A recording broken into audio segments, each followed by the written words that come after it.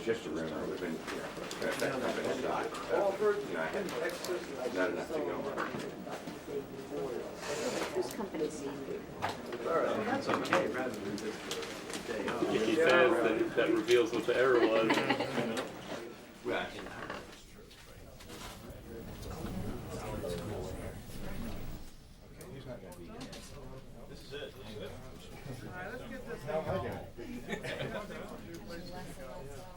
Oh, I'm sorry. I was just grabbing a random seat.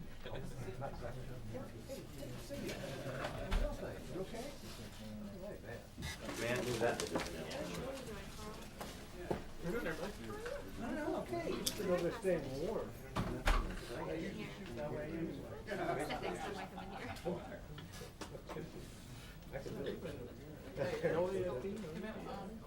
It's not a quality. I'm just gonna be there. I don't know why Wendy decided to stay. Second stringer, okay. And this morning I'm loving her. Oh. It's 21 degrees. I got time. Gainesville, Florida. Wow. Well, they're not really equipped for that kind of thing.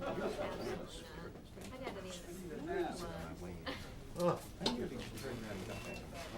But I'm envious of him most of the time. Is that working out? Is it numbered? Yeah. Is that bad? It's got a number on it? Yeah, does that mean somebody lived The there? place has a number No on way. it. Yeah, you're, so When it gets down there, yeah, my uncle lives if they drive up. in West Palm. And he won't even go north of the Florida line. Actually, it's probably it for me. Yeah, my dad. I'll read your story. They're really good. I'll call you. Thanks for coming by. You know, they haven't told me. Yeah. It's all right. There's a possibility, but I'm not sure. I'm not sure. 50s, like San Francisco, kind of. Yeah, In the 50s. it wasn't. Oh, it's in the 50s in the summer, too. I was so used to, well, I spent my summer in Baghdad. At least the early part of it in Baghdad. Hey, Deanna.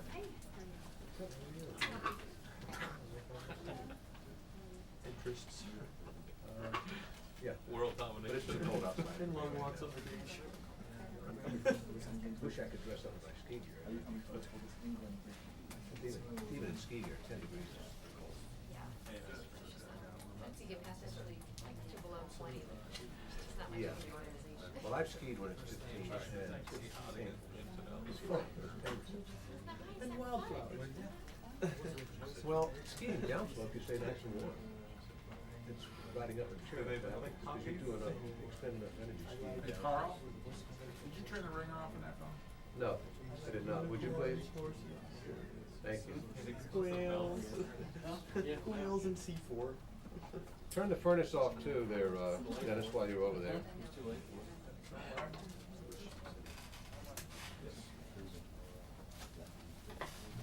Good morning. Boy.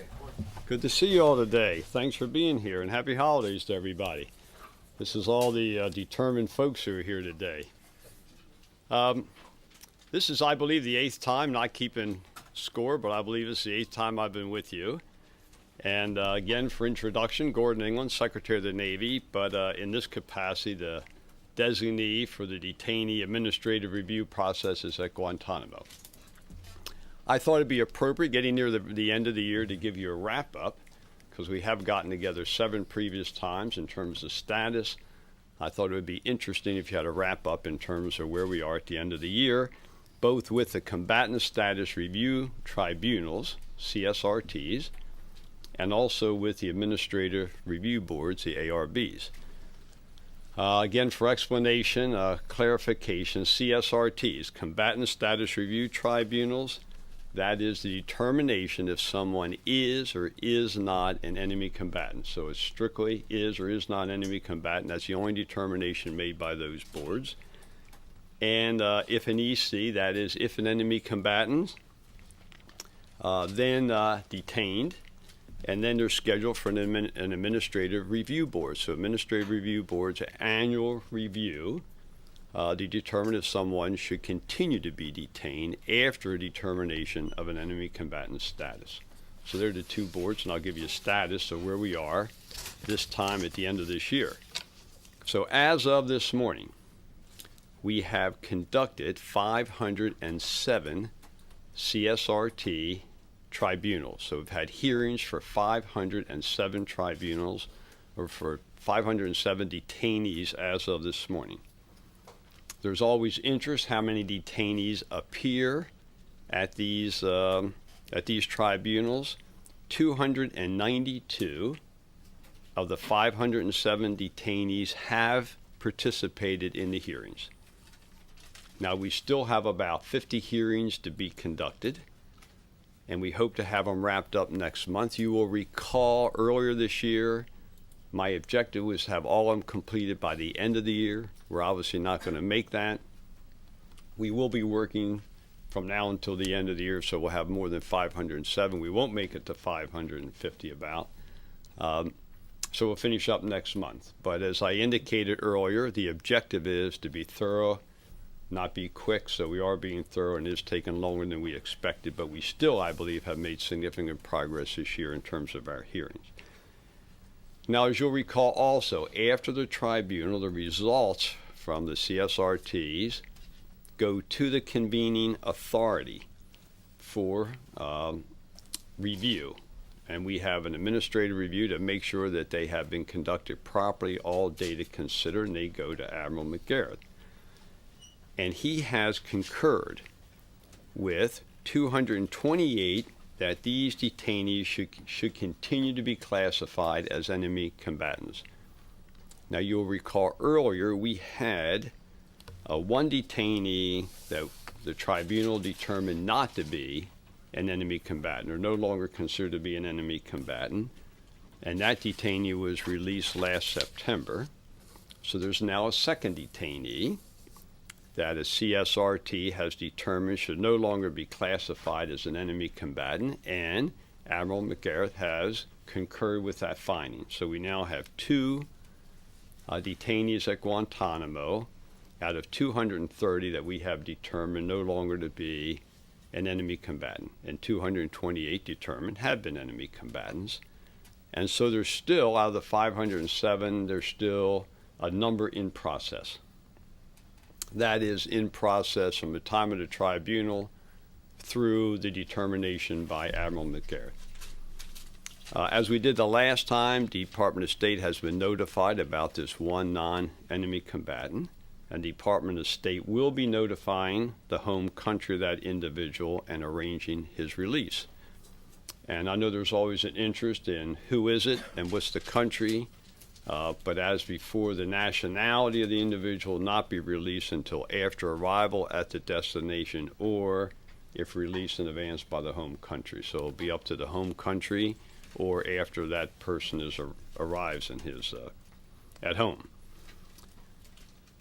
Now, again, as we've mentioned, as in previous conflicts, we do not want to release someone who will return to the battlefield to fight Americans and our allies. And this is the dilemma we have, trying to strike a right balance. And as you are aware, there's been at least 12 of the more than 200 detainees that have been previously released or transferred from Guantanamo that have indeed returned to terrorism. So this is a very difficult process we're in. We don't want to let people out who will come back, fight and kill Americans or anyone else in the world. At the same time, we are trying to strike the right balance in terms of their rights and their freedoms. So it is not without risk.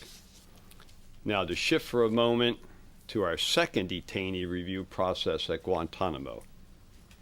Last week, we conducted our first administrative review board. In fact, as last week, we had 4 administrative review boards. Again, as you will recall, our plan has always been proceed through the combatant review status tribunals, the CSRTs, and then once that determination is made, move into the administrative review boards.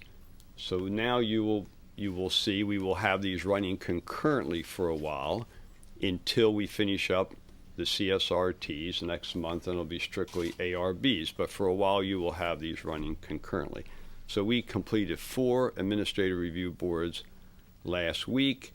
They will pick up more and more now as we finish the CSRTs. So as more people become available to move from CSRTs to ARB process, you'll see more and more in the ARB process. Recognize and remember, the administrative review boards, purely voluntary. That is, there's no Geneva requirement, there's no precedent for this type of process. This is a process we instituted to assess whether an enemy combatant continues to pose a threat to our country or to our allies, or whether there's other factors that might be reasons for continued detention. Now, there's 3 outcomes. It'll go through these 4 cases, as will all, and we'll go through a formal review process over the next several weeks. Eventually, they come to me for final decision. So unlike CSRTs, which is a decision authority, in the ARBs, the Annual Review Board, they come to me for decision as the final decision authority. There can be 3 outcomes. We release the detainee, we transfer the detainee to his home country with negotiated conditions with that home country, or we detain that detainee at Guantanamo. So there's 3 possible outcomes to this decision. So again, we'll be finishing up CSRTs hopefully in the next month, about 50 still to go, be increasing the number of ARBs, and again, our intent is always balance the rights of detainees while protecting our citizens and people around the world from terrorism. It's important work, and it's important we do it right. It's very difficult, and I can tell you everyone in this process takes this very, very seriously. So with that, I will open this up, and Will? Secretary England, you mentioned that you can't give us the nationality. Can you tell us, we presume this is a male detainee, the one who's determined not to be an enemy combatant. Can you tell us the circumstances under which he was caught, the location where he was caught, and the date of capture, and what convinced the authorities that he is not an enemy combatant? No, I don't have all that data. The determination was literally made just a day or 2 ago by the Admiral. We will, whatever data we can release at this point, we will. I'm not sure what the present is in terms of releasing all that data, in terms of do we wait until the person's back in home country or not, but let us look at it, Will, and whatever's appropriate, we'll follow up with you yet this morning. Did this person appear before a hearing? Do we know? Sorry, I don't remember. We can find out. We'll find that answer for you also. Secretary? Yes. The ones that you have to administrative review boards. I'm sorry. The ones that have gone through the administrative review boards, have any of them come to you yet? No, sir, they have. No, they have not. Any of them have come out? No, these were just held last week, so now they go through a review after the boards goes through a review process in terms of a sufficiency, make sure we conduct it right, all data was available. So it goes through a whole process. Then it'll come to me for final, with a recommendation, and comes to me for final decision. I have not seen those recommendations yet, and I would expect it'll be after the first year. And will you review every case that is still there ultimately? Yes, sir. Yes, sir. Every case, everyone still there goes through an annual review board, will come to me for final determination, and I'll review each one. Clarify one more thing for me, please. When you talked about the ones that had been released who had gone back to combatant status, they're not part of this administrative review, or part of the process that you're working through now, right? When you're trying to determine whether enemy combatants, you said that you have only released 2, but then you later said that there were 12 who'd been released. Well, there's been over 200 detainees released from Guantanamo. So to date, there's been over 200. One has been released as part of this process. One more will be released that we know of, and there could be more. I mean, we still have, again, only 230 cases have been reviewed of the 507 hearings. So there could indeed be more that will be released, but this will be the second through this process.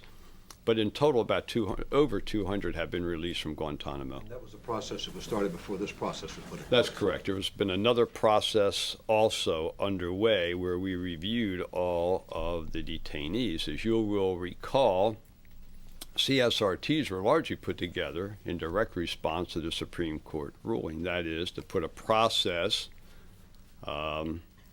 equivalent to Article 5 of the Geneva Convention for a prisoner of war, except we've actually gone beyond Article 5, as you recall.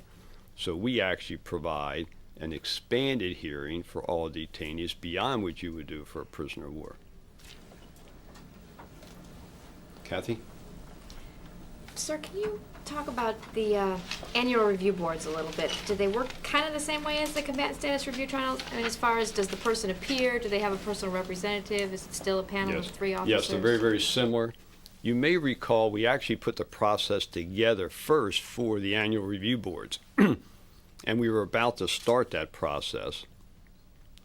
After the Supreme Court ruling, we took the annual review board process and we converted that to the CSRTs. So yes, they are very similar. The fact is the ARBs was really written before the CSRTs.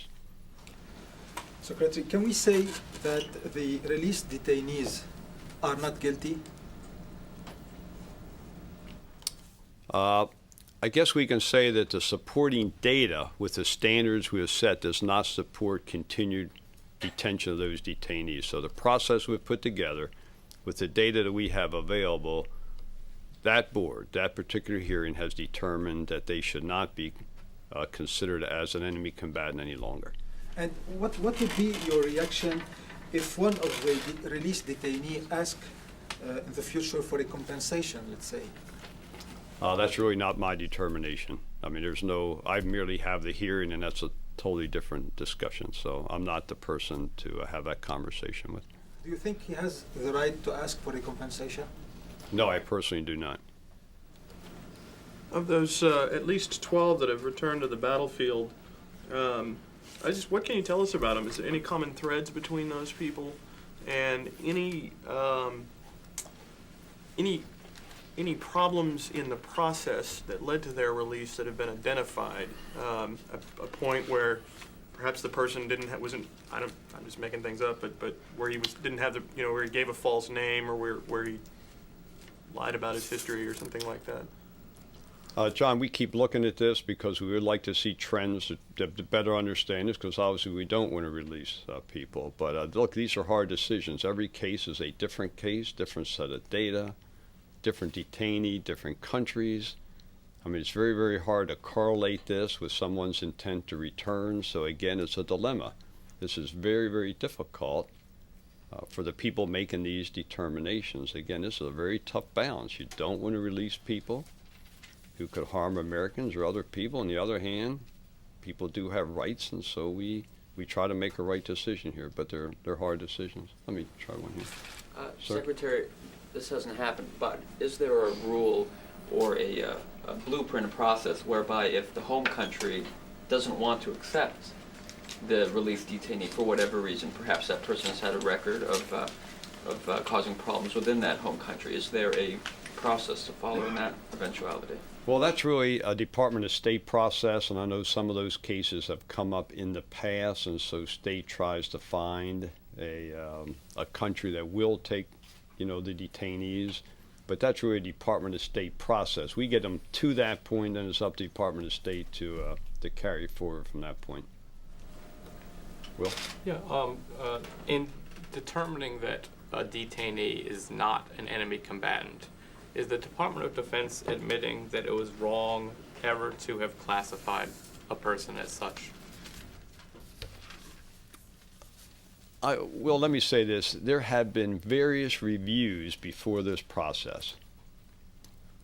Not as formalized as this process, but there's been various reviews, and those determinations were enemy combatant. Now, we've set a pretty high standard, and we have an independent board, so we have a board with, we've given broad instructions in terms of what to consider.